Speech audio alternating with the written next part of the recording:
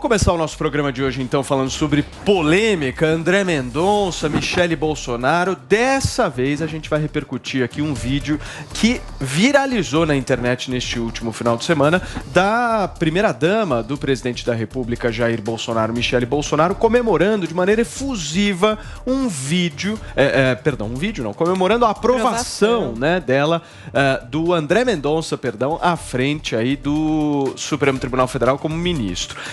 Ela estava muito feliz, né, Paulinha? Ela estava comemorando, estava vibrante, enfim. Eu quero que você possa trazer mais detalhes dessa história. A gente vai ver esse vídeo, porque o que aconteceu? Tinha um grupo ali que estava no gabinete do senador evangélico, o Luiz do Carmo. Então tinha, por exemplo, não só o André Mendonça, mas também a ministra Damares Alves, líderes da ala da Assembleia de Deus. Tinha um monte de gente ali, inclusive a primeira-dama, Michele Bolsonaro. E eles estavam acompanhando aquele momento da votação, que acabou por aprovar o nome do André Mendonça como ministro do STF. E aí a gente tem um vídeo desse momento. Vamos ouvir aqui ali o que aconteceu. Você que está acompanhando só pelo rádio vai poder ouvir. Quem está vendo por imagens, eu vou tentar descrever também um pouco da cena para vocês imaginarem. Pode soltar o vídeo. Então todos comemoram ali, se abraçam, né? E Michele Bolsonaro começa a pular mesmo de alegria e tal. E aí a gente tem um momento ali, o glória a Deus, né? Que todo mundo fala.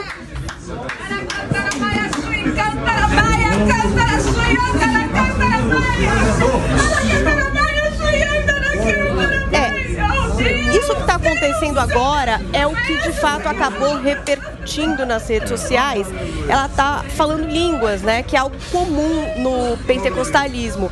Aliás, até uma vez eu também cometi um engano, porque eu considero que é mesmo um certo preconceito religioso aí de você ironizar ou rir disso. Eu não sabia, por exemplo, muita gente não tem familiaridade com outras religiões e não sabe que isso de fato é muito comum. Então, no momento de muita alegria ali, inclusive nos ritos e tal, a pessoa é como se ela recebesse o Espírito Santo, uma graça, e aí ela fala em línguas. Então, isso é algo bastante comum, mas que na internet muita gente começou a meio que tirar um sarro dessa situação, a ridicularizar a primeira-dama, né? E aí, em extensão, muitas das pessoas que consideram isso uma bênção, um momento muito especial ali, né? Falar em línguas. Por outro lado, muita gente também foi ali dizer que a Michele Bolsonaro estaria muito feliz, não exatamente por uma coisa gloriosa, mas porque o Mendonça, ele ali teria contato com alguns processos que teriam o nome dela envolvido. Então, muita gente também falou isso na internet. Especulação da especulação. Outros levantaram exatamente o ponto que o Paulo falou, né, do preconceito religioso. Porque, por exemplo, no candomblé, também existem ritos onde, por exemplo, ali recebe-se a pombagira, enfim. Em todas as religiões, né? Cada uma tem o seu rito. Mas que ninguém fala sobre isso, mas se sentem à vontade para ridicularizar a primeira-dama ao estar apenas manifestando ali a sua fé. Então, essa foi a grande polêmica a respeito desse vídeo, Paulo. Essa ridicularização, meu caro Adrilles Jorge, ela é preconceito ou ela é algo que precisa ser permitido? É algo que pode, eventualmente, ser permitido no sentido de sim. Você pode rir de algum tipo de manifestação religiosa da qual você não pode fazer parte. Por exemplo, alguém que acredita em gnomos, eu tenho o direito de achar ridículo. Alguém que, sei lá, desce uma pombagira e começa a dançar, eu tenho o direito de achar ridículo. Alguém que fala em línguas, eu posso rir, posso fazer piada, posso fazer chacota. O que eu não posso é impedir e oprimir alguém por professar a sua fé. Eventualmente, existe uma diferença entre a liberdade de expressão de achar estranho ou esquisito. Alguém até que acredita em Deus, acredita em anjos, acredita em céu, purgatório, eu posso achar patético, eu posso achar ridículo. O que eu não posso é estabelecer um princípio de impedimento daquela pessoa professar sua fé. Agora, é claro que existe uma diferença entre o tipo de preconceito que é feito contra um evangélico que fala em línguas e um preconceito que fala em alguém que fala de um candomblé, de umbanda, que recebe uma pombagira, que recebe um santo. Existia ter realmente também um histórico de preconceito maior essas religiões de matriz afro. Mas se você faz qualquer tipo de piada em relação a uma religião de matriz afro, você corre o risco de ser processado, inclusive, por racismo. É nesse sentido que eu defendo o direito de você ser vulgar, você ridicularizar alguém pela sua religião, pela sua crença. Você fala assim, a Xuxa, por exemplo, acredita em gnomos. Eu acho patético ela acreditar em gnomos. Eu acho também que alguém pode achar que é patético, eu que acredito em Deus. Agora, a questão que se coloca é, você pode discutir como o cristianismo sedimentou as bases da civilização ocidental, criando o próprio princípio humanista secular, sem a necessidade de uma crença religiosa. Isso é uma discussão mais profunda sobre a religiosidade. Agora, você se afastar de uma estética religiosa e contestar essa estética, eu acho normal. O problema é você usar desse preconceito em algum tipo de religião cristã, como existe hoje, que se dissemina um preconceito, um vasto preconceito, sobretudo contra a possibilidade de um ministro no STF evangélico, que é exatamente uma cultura cristã sedimentada no seio da sociedade e que vai melhorar a justiça no Brasil. E outra coisa é você impedir de qualquer tipo de comentário estético sobre uma religião de matriz africana, por exemplo, que é considerada racismo. Qual que é o limite da ridicularização? Porque o que o Adriles está dizendo é o seguinte, olha, ridicularizar faz parte da liberdade de expressão, mas quando que a gente sabe que essa ridicularização em relação à sua preferência religiosa, ela passa a ser um desrespeito? Olha, o que eu vejo é uma clara perseguição aos cristãos, Paulo. Porque se fosse no caso de um muçulmano, por exemplo, aí seria intolerância religiosa. Mas com cristão, pode. Essas pessoas são nojentas. A Michelle Bolsonaro é uma pessoa muito amorosa. Onde ela chega, ela consegue ganhar o carinho das pessoas. Tanto de esquerda como de direita, quando conversam com ela, percebem a boa pessoa que ela é. Trabalha em prol dos mais necessitados, tenta incluir os excluídos. Ninguém fala do Natal que fizeram no Alvorada só com crianças em estado de vulnerabilidade. Só veem as coisas, né, do jeito que eles querem ver, só querem atacar as pessoas. É muito nojento o que essa mídia, o que essas pessoas fazem. Não vem a pessoa, só querem politizar tudo. E não vejo a indignação de pessoas que falam de intolerância religiosa com o que está acontecendo com a Michelle. É de uma hipocrisia muito grande. Joel, como é que você enxerga justamente esses comentários que aconteceram nas redes sociais pela preferência religiosa da primeira-dama e como é que a gente combate essa história no país, né? Porque a gente aqui no Morning Show sempre foi muito democrático e sempre pregou por uma certa liberdade de expressão aqui, que as pessoas possam escolher o que elas acreditam, como elas queiram se portar, como elas queiram falar, mas como é que a gente combate isso? Porque é direito da primeira-dama de comemorar da maneira como ela quiser e acreditando naquilo que ela quiser, não? É claro, Paulo. Veja só, existe perseguição religiosa no Brasil. Essa perseguição religiosa se dá, por exemplo, quando um terreiro é destruído e queimado. Quando praticantes de religiões afro são banidos de uma comunidade, expulsos, porque o traficante decidiu que ali não pode acontecer aquela religião. Aí existe perseguição religiosa de fato, inclusive na perseguição e na violência física. Quando a gente está falando de perseguição e preconceito, esse tem que ser a nossa principal prioridade. Acabar com esse tipo de prática no Brasil. E claro, se algum dia acontecer de uma igreja ser foco de uma violência física também, o mesmo tipo de segurança e proteção tem que ser dado. Um outro nível se dá, daí já não se trata mais de perseguição religiosa, mas sim de diversos pequenos tipos de preconceito que podem existir nesse nível dos comentários. Quando você zoa uma pessoa que está falando em línguas, quando você zoa uma pessoa que incorpora uma entidade, quando você faz troça da psicografia dos médiuns espíritas.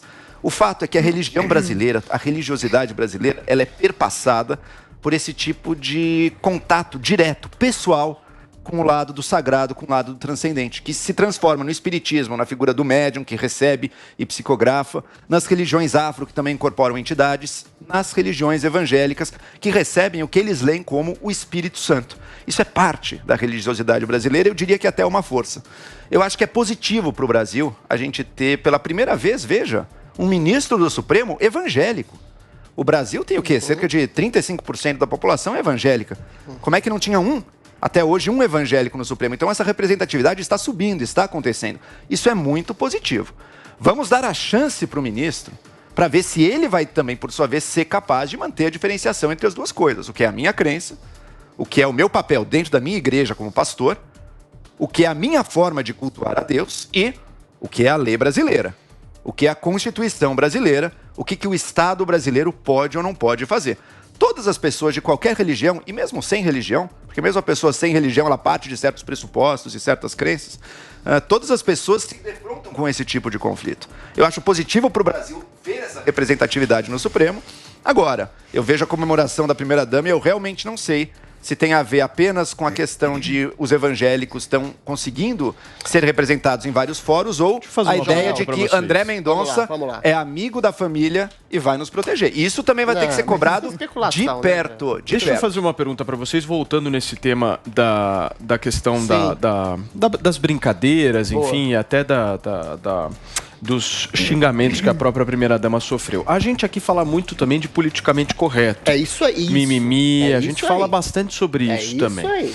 E a gente critica bastante isso. Exatamente. Vocês três, eu aqui, todos nós aqui criticamos isso.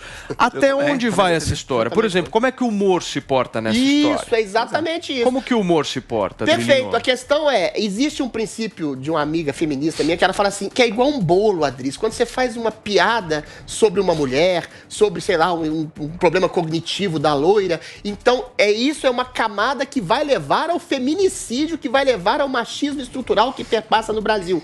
Essa é uma discussão falsa. Porque piadas existem e piadas são ofensivas e são de alguma forma ignominiosas ou até vulgares, como as manifestações que fizeram contra a primeira-dama, mas elas podem ser permitidas. O limite da lei do politicamente incorreto é exatamente proibir todo e qualquer tipo de forma de linguagem que possa parecer ofensiva a alguém. E se você faz isso, você arranca toda e qualquer possibilidade de galhofa dentro da língua, dentro da possibilidade de piada, do humor, você sufoca o humor, você sufoca a liberdade de expressão e você impede as pessoas de pensarem livremente. Ou seja, a pessoa tem o direito de ser vulgar. O que ela não tem o direito, como o Joel bem disse, é de impedir ou violentar a possibilidade de crença. Agora, só para fazer uma contraposição ao Joel, é impossível separar a crença de alguém dentro da possibilidade desse juiz julgar algo. Por exemplo, quando você vai falar em questões como aborto ou eutanásia, o valor da vida que é sedimentado pela civilização judaico-cristã está lá no julgamento do juiz. Está lá sedimentado, por exemplo, numa visão progressista que acha que o valor da vida inextricável do seu valor humano possa ser contestado. Então é impossível fazer uma separação tão concreta assim entre a religiosidade do ministro e a sua visão ideológica da justiça. O ponto é que o ministro, qualquer político, qualquer pessoa pode ser inspirado pela sua visão religiosa. Agora, no momento em que ele vai dar a decisão, ele não pode usar a sua fonte religiosa, seja a Bíblia, seja uma revelação pessoal que ele tenha dito, como justificativa de jeito nenhum. Pode. Como justificativa. Valor da... Te deu um exemplo concreto. Daquele voto dele, eles têm que estar sedimentados nos princípios dados pela Constituição brasileira. Não é a Bíblia, não é o Alcorão, não é o livro dos Espíritos, não é o livro dos Espíritos, não é nada disso. É na Constituição brasileira. Esse é o papel.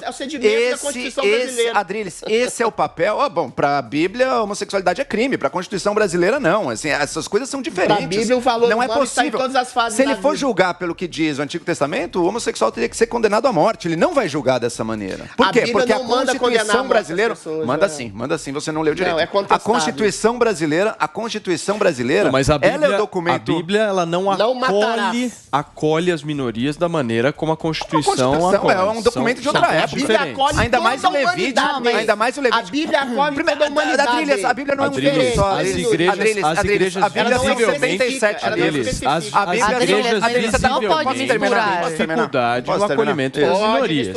Não pode misturar. O André Mendonça... A Bíblia são 77 livros diferentes, uma parte deles escrita séculos, inclusive, antes de Cristo, com uma visão bastante tribal, inclusive, do que era o povo eleito, do que era o povo de Deus, com regras muitas vezes duras e bastante intolerantes, que infelizmente alguns cristãos continuam continuando como regra até hoje. De interpretação. Agora, o ponto é o seguinte, você apoia que a Constituição e Bíblia se misturem? São coisas separadas. Gente, vocês não estão entendendo. E o ministro evangélico é tão capaz de separar as duas coisas como o ministro católico, deixa eu te falar uma o ministro judeu. Não, mas o André Mendonça... Deixa eu completar. O André Mendonça... Deixa eu terminar rapidinho aqui. O André Mendonça, na sabatina, ele deixou muito claro, ele fez questão de falar que na religião, fora do STF, ele segue a Bíblia, dentro do STF é a Constituição. Então o próprio André Mendonça falou isso.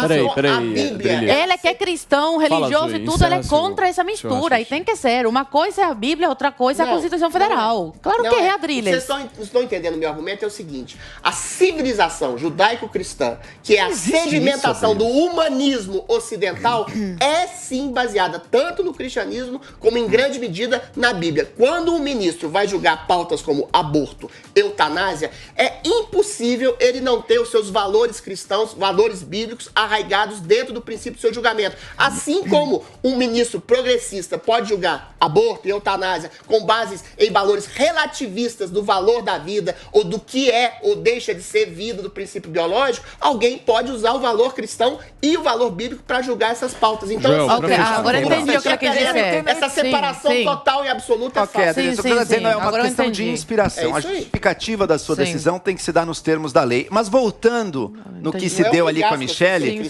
gente, a troça, a zoeira também é parte do debate público. O que eu vejo direto são manifestações que também estão respaldadas na lei, muito piores. Quando alguém diz, olha, quem acredita em candomblé, quem vai nos terreiros, quem acredita em espiritismo, essa pessoa está condenada ao inferno, porque ela está se relacionando com demônios. Gente, eu considero essa afirmação detestável, mas é direito dela, é direito você acreditar, mas um pastor pode dizer isso, é direito dele acreditar nisso. Eu acho detestável, mas é direito dele acreditar nisso. Quanto mais fazer uma piadinha. Agora, dizer que as religiões afro sofrem mais preconceito hoje é falso. Elas são perseguidas, mas destrói terreiro. Você vive no mundo da lua, cara. Olha as manifestações fez piadinha. Não é manifestação, terreiro é queimado, cara. É ameaça de morte. Ameaça de morte, Adriles. Ameaça de morte. Por favor. Símbolos ameaça de morte. Sexualizando símbolos incêndio em terreiros. Zombando de e uma feminista zoou os símbolos. Eu tô falando de pessoas, cara. Perseguição religiosa. Vocês estão chutando. Quantas igrejas foram queimadas no país? Quantas igrejas foram queimadas? Por favor. No Brasil. Quantas igrejas são queimadas no Brasil? Quantos terreiros? Quantos terreiros são queimados no Brasil? Olhem pra realidade. Pô, toda semana no jornal você tem notícia. Essa semana passada mesmo teve. Essa semana passada mesmo teve terreiros de Umbanda destruídos. Então, abre os olhos, cara. Mas cristão... No Oriente Médio, o cristão é perseguido. No Oriente Médio, o cristão é perseguido. No Brasil, o cristão persegue. Essa é a realidade. É a verdade, sim. Quem num lugar tá no poder e persegue, no outro é perseguido. É óbvio que acontece. Joel, quem é perseguido? Alguns cristãos perseguem, gente. Deixa eu chamar o VAR aqui. Paulinha. Olha, tem dados aqui do Ministério dos Direitos Humanos de 2015 a 2017 a respeito de denúncias de intolerância religiosa no Brasil, né? Então, a gente tem aí uma denúncia a cada 15 horas. De acordo com esses dados, a gente tem a maior parte das vítimas de intolerância religiosa composta por adeptos da religião de matriz africana. Os católicos registram só 1,8% das denúncias e protestantes registram 3,8% das denúncias. E aí a gente tem esses adeptos das religiões de matriz africanas, candomblé, umbanda e outras denominações juntos representando aí cerca de 25% dos denunciantes de crimes de ódio e intolerância religiosa no Brasil. Turma, eu quero mais um tweet de cada um de vocês. Zoe. Vamos lá. Olha só, agora eu entendi o que o Adriles quis dizer. Sim, você sempre vai votar segundo as suas convicções, seguindo a lei, seguindo a Constituição, mas dentro das suas convicções. Então, na questão do aborto, André Mendonça, por exemplo, que é um cristão, vai votar a favor da vida. É normal, você sempre vai seguir a sua convicção, a sua cabeça, mas sempre dentro da lei. A perseguição religiosa é crime e tem que ser punida. A intolerância religiosa expressa em falas é algo que a gente tem que combater, mas no nível também das falas e da retórica. Pra fechar, esse é o ponto dessa notícia. Eu não nego que haja perseguição religiosa a religiões de matriz afro, mas existe um preconceito amplamente, culturalmente, politicamente disseminado em relação ao cristianismo. Eu não acho que deva ser criminalizado esse tipo de perseguição ou de preconceito, mas que ele pode eventualmente levar a um tipo de ojeriza e de uma cultura contra o cristianismo, inclusive dentro do seio da justiça. Isso é fato e é visto hoje no Supremo Tribunal Federal, por exemplo.